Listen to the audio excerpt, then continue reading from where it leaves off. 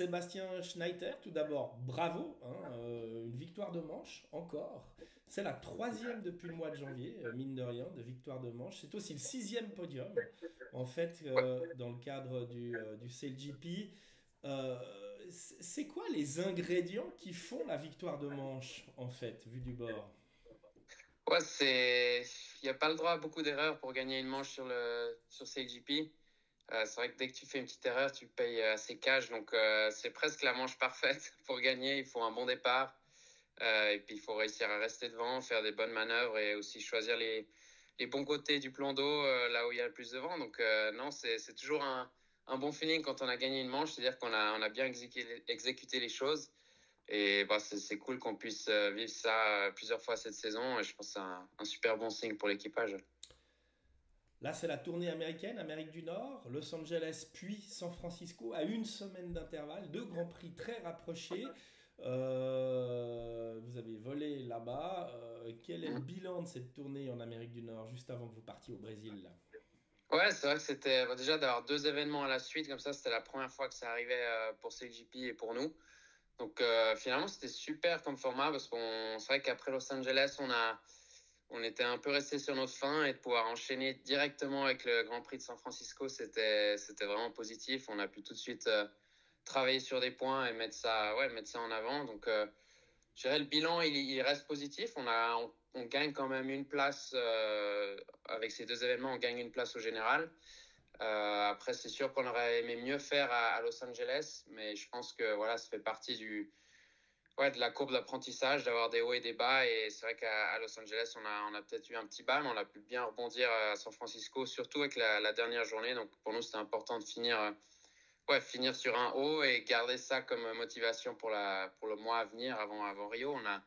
On a 4 semaines devant nous. On va vraiment utiliser ces 4 semaines au maximum pour se rencontrer en Suisse, pour préparer le reste de la saison et vraiment analyser tout ce qu'on a pu faire ces dernières 2 semaines. Il y a énormément de data, de vidéos et de régates à passer en revue. Donc, ça va nous prendre du temps. Et ouais, on en a besoin de chaque heure et chaque jour disponible pour pouvoir débriefer le mieux possible. Dixième à Los Angeles, on le rappelle, sixième à San Francisco. Ça vous place Ouais, en septième position. Vous êtes à 10 points, devant il y a la France, derrière à 5 points il y a l'Italie.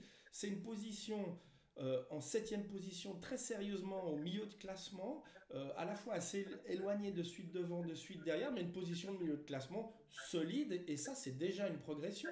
Comment est-ce que tu l'analyses en fait, ce milieu de classement à la mi-saison?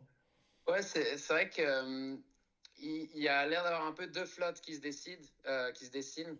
T'as vraiment le groupe de devant avec les 6 premiers bateaux et le groupe de derrière avec les nouvelles équipes ou ceux qui ont un peu plus de peine.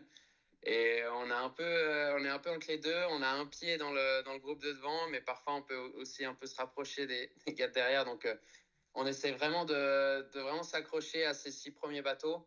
Et je pense qu'on a montré typiquement sur une journée comme la journée du dimanche à San Francisco qu'on en faisait partie. Mais on manque encore un peu de régularité pour vraiment être tout le temps devant. Donc ça, c'est vraiment le point de travail pour nous. Mais c'est vrai que c'est une belle progression par rapport aux 2 dernières saisons. Et c'était aussi l'objectif de la saison d'être dans la première moitié du classement. Alors le CLGP, c'est pas un sport anodin, on l'a encore vu ce week-end à San Francisco avec l'explosion du mât des Australiens. Oui. Impressionnante image pour ceux qui l'ont pas encore vu, allez voir sur le site du CLGP. Le mât explose littéralement des Australiens. Alors les têtes intelligentes dont tu fais partie, bah, se protègent, c'est bien connu. Toi tu as un Mhm. casque, comme tous les marins Ouais. du CLGP. Et puis ce casque, en plus, il a une autre particularité en ce moment, c'est qu'il est au centre d'un concours d'art, d'un concours de dessin. C'est ça. Est-ce que tu peux nous en dire plus? Oui, alors on a évidemment on est tous équipés de casques sur CGP.